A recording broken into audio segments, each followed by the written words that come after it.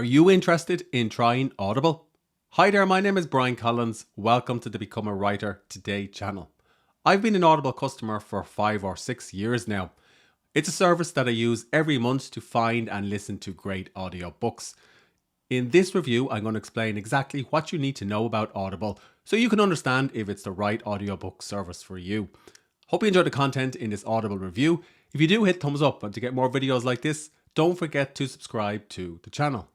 Audible is one of the best known audiobook services out there.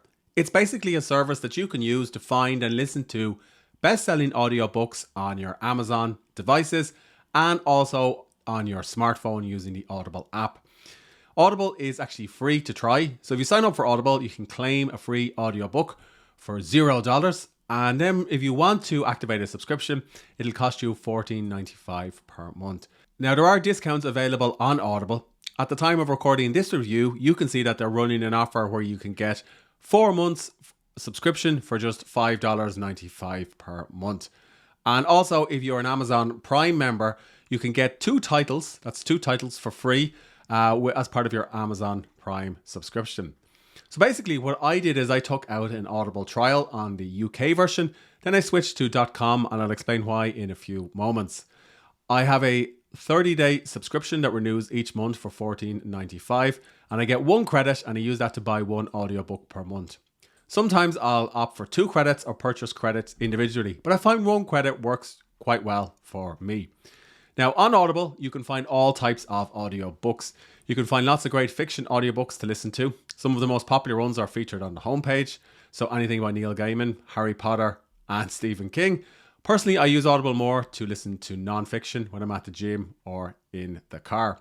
If you're interested in trying Audible for 30 days, remember that you can cancel at any time. And also, Audible have a fantastic Great Listens guarantee. So I used the Great Listens guarantee once. Basically, I bought an audiobook and the performance of it was just terrible. Found it really hard to listen to, and I stopped listening about 3 hours in. So I contacted Audible and I said I didn't really like the book, and they refunded me my credit, no questions asked.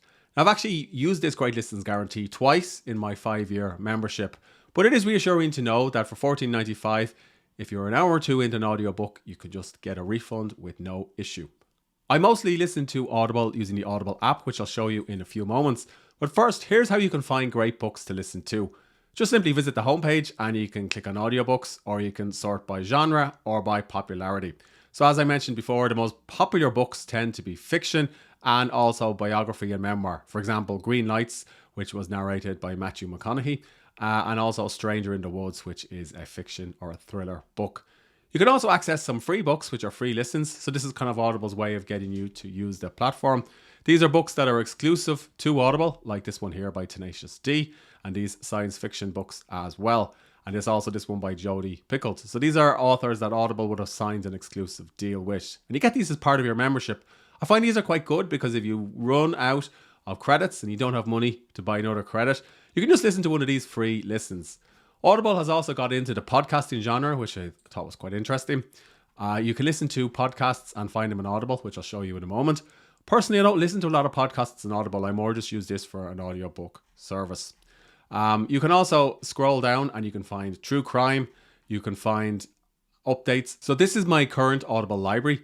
At the time of recording, I have 24 minutes left in this epic book by Ray Dalio, which is all about the changing world order.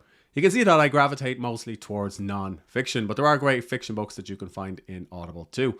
Actually, if you're looking for a great non-fiction book, I really recommend Will, which is by Will Smith. He narrates, and I should say performs, the entire book. He even sings, raps and plays the piano in it.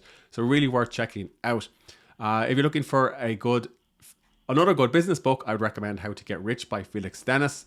And if you're looking for some good plays or some good performances, Waiting for Godot is a fantastic one to check out too. But obviously what you're looking for really does just depend on your preferences. This is just an example of some of the books that I've listened to over the years. Occasionally when you buy an audiobook, there will be some accompanying materials to go along with it. So for this book here by Ray Dalio, there's actually a 60-page PDF. Might seem a bit odd to get a PDF when you're buying an audiobook that you're going to listen to on your phone. But basically the PDF has graphs, references and supplementary reading to go along with the ideas inside of this particularly heavy non-fiction book. You don't tend to get accompanying material or PDFs with fiction books. It tends to be more something for non-fiction. But that is something to keep an eye on if you're going to buy one of these books. Now, when you use Audible, you can listen to it in a number of different ways. You can just play it in your web browser, although I couldn't imagine anybody would have an enjoyable experience listening to an audiobook in their web browser. Personally, I think a service like this is built for using on your smartphone. This is the Audible app on my iPhone 12. It's pretty similar to the Audible app for Android and also similar to the desktop version that I showed you a few moments ago. So I've got 3 credits, so I could go on an Audible book buying spree. Now you can see here that I can just pick books that are the most popular using the homepage of the app. I can also see books that are next up based on what I've listened to in the past, and I can pick up on listening books that I previously bought as well. So this is the Audible player, so you can press the play button to play. I usually listen to books on 1.5 speed, and I listen to them when I'm in the gym or out for a walk or in the car over a Bluetooth speaker. Sometimes I listen to by 2 speed, but it really does depend on the narrator, and I'll talk about that in a few moments. You can also press this Bluetooth button here and play it over your Alexa speaker or play it over any Bluetooth enabled speaker basically. You can use the chapter section to navigate to different chapters in your book, and you can also save clippings to your library as well. And Audible also has a version that you can use in your car if you want to connect your phone to a holder that you're going to use to listen to audiobooks safely while driving. So this is the library section of Audible. So if I go to all, you can see all of the books that I have. I have 57 titles. I don't have all of these saved to my device because it would run out of storage. So if I want to listen to any of these audiobooks at any time, I just simply click this button here and then it will download to my device. And I can listen to an audiobook on this phone and then pick up listening to it on the desktop app or on an Amazon Alexa device because it syncs across all of those devices. And if you own the Kindle version and the Kindle version is Whisper Sync enabled, you can actually read it on Kindle and then pick up from where you left off reading when you open the Audible app. But not every book was Whisper Sync enabled, so that's something that you'll need to check. Now, if I want to find a book, I simply go to Discover and I can sort by popular listens, new releases, and so on. I can also browse by category. Audible will recommend books to me, and then when I'm ready to buy a book, I will simply select it, and then I will buy with one of my Audible credits. But if you're going to buy a book, there's a few things that you should look for. So firstly, I always look for how long the book is. This book is 11 hours in length. So to put that in context, if a book or an audiobook was only 3 hours in length, chances are it's only 50 or 60 pages long. So I could buy the Kindle version for $2 or $3. Because an Audible credit costs $14.95 approximately, I would tend to buy audiobooks that are a little bit longer to get more value from my credit, and also because I want them to last the month. The second thing I like to look for is the ratings. This has nearly 5-star rating from 48,000 reviews, which is a huge amount. So this tells me that it's a great audiobook for fans of Neil's work.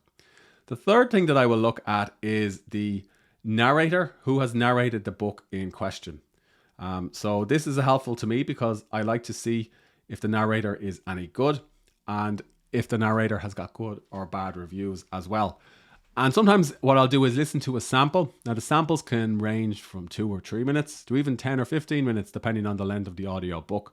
So I'm going to play this here. The year was 1916. Roderick Burgess conceived a plan. And I will listen to the sample just to gauge if I like listening to the narrator, because you're going to have to spend 11 hours with them in your ear, in the car or at the gym or while out for a walk. So if you don't like what the narrator sounds like, perhaps don't buy that particular audio book. I'll also like to look at how many narrators there are. So what I've noticed is for non-fiction, it's usually one narrator, and that's great if it's the author, but not always necessary. But for fiction, you'll find multiple narrators because it tends to be more of a performance. So you can see here that there's a whole cast of narrators, including Neil himself for this particular audiobook. So this would strike me as a high production audiobook and one that's really for fans of Neil's work. So I would go ahead and buy this audiobook if I was looking for something entertaining and I wanted to read more of Neil's The Sandman works. You may be wondering, how does Audible compare to its competitors? Well, the answer is it depends. So what I like about Audible is it's $14.95 per month per credit. It's a flat fee no matter how long or short the book is or when the book was released. But however, if I was only to buy one particular audiobook, I can sometimes find that audiobook cheaper on other stores.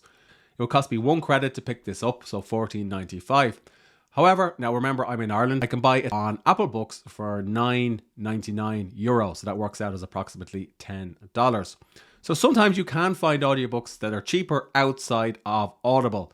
However, sometimes you can also find books that are more expensive outside of Audible. So in other words, if you're going to listen to audiobooks regularly, then a subscription to Audible can make sense. But if you're going to just listen to one audiobook once off and then perhaps not listen to another audiobook for a few months, it may be cheaper for you to just go ahead and buy the audiobook outright on another bookstore. For me, the key benefits of using Audible are that I can listen to great books regularly that I often wouldn't have time to read. And often these great books are narrated by the author in question. So James Clear has actually narrated his book Atomic Habits. What better way to listen to a book than how the author intended it to be spoken? I love the fact that they have a great listens guarantee, so if I don't like a book, I can just simply return it and Amazon will give me my money back. And the Whisper for Sync for voice technology is pretty good. I found it works quite well with Kindle and Audible. Occasionally I've noticed some quirks getting it to sync with my Amazon Alexa device, but it is pretty clever technology in that you can start listening on your phone on your drive home from work and then pick it up on your Amazon Alexa when you're cleaning the dishes after dinner. At least that's what I do. And then you could read it on Kindle that night. I also like that they have a free audiobook for new users, so you can try the service out. So basically you can't go wrong, and of course you can cancel at any time. And it's also good because cancelling is quick and easy. So a couple of years ago, I realised I wasn't listening to as many audiobooks because I'd started to work from home. So I cancelled my Audible subscription for 3 months, but I was still able to listen to books inside of the app. And then after a while, I realised I wasn't reading as much, so I reactivated my subscription because sometimes I find it's more fun to listen to an audiobook than it is to actually read one, particularly if you're feeling mentally tired after a demanding day. If you're looking for a couple of recommendations to get you started, I'd recommend listening to anything by Neil Gaiman. His fiction is fantastic. If you're looking for non-fiction, check out Total Recall, some of which is narrated by Arnold Schwarzenegger himself. Check out the book Just Kids by author and musician Patti Smith. She narrates the entire audiobook and it really is fantastic. And if you're looking for a book about writing, check out Writing Down the Bones, which Natalie Goldberg narrates. Really is a fantastic listen too. Audible has a couple of bonus features which I'll point out to you. So you can use their concierge service if you really need a book recommendation, although I can't imagine why you couldn't just use the Discover section to find a book. They've gamified listening in that they'll give you badges if you listen to an audiobook every day or for a certain period, or if you listen to different types of audiobooks. So you can see all of the badges that I've picked up. It doesn't really mean anything, but I suppose it's a fun way to encourage yourself to read read more often. You could also view your listening level. So currently I'm on Scholar. I have another 209 hours to go before I get to Master level. Now, I guess that's not taking into account the fact that I was an Audible UK customer a few years ago. And the reason why I switched to audible.com, which is the US version, is I found the selection on audible.com is wider and deeper than on the UK version. But if you do switch from the UK version to the US version, please remember that sometimes the narrators are different. So that is something to factor in for your audiobook. That usually only applies to big production audiobooks. Smaller audiobooks don't tend to hire 2 different narrators for different countries. As an Audible customer, you also get access to the Plus catalogue. So these are audiobooks that are exclusively on Audible, like I talked about a few minutes ago. Basically, these can be ad-free podcasts that Audible has signed a deal with, and also authors who are publishing content exclusively on the Audible platform. In summary, Audible is a great service for finding and listening to best-selling audio books. That's because of the Great Listens guarantee. You can return a book if you don't like it, because of the ability to try a book for free, and because of how Audible works across most devices. However, there are some caveats.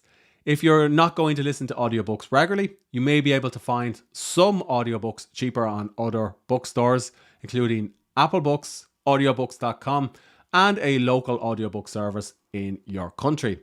Also, Audible is a good service if you're already embedded in the Amazon ecosystem. For example, you have a Kindle, you have an Echo.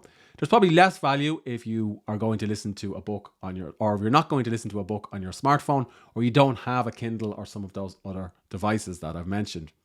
Personally, I've been using Audible for years. I'm probably locked in because I have so many audiobooks inside of audible.com and also my Audible UK account. And sometimes I like to go back and listen to sections of these books. So it'll be a bit of a transition for me to use a different service.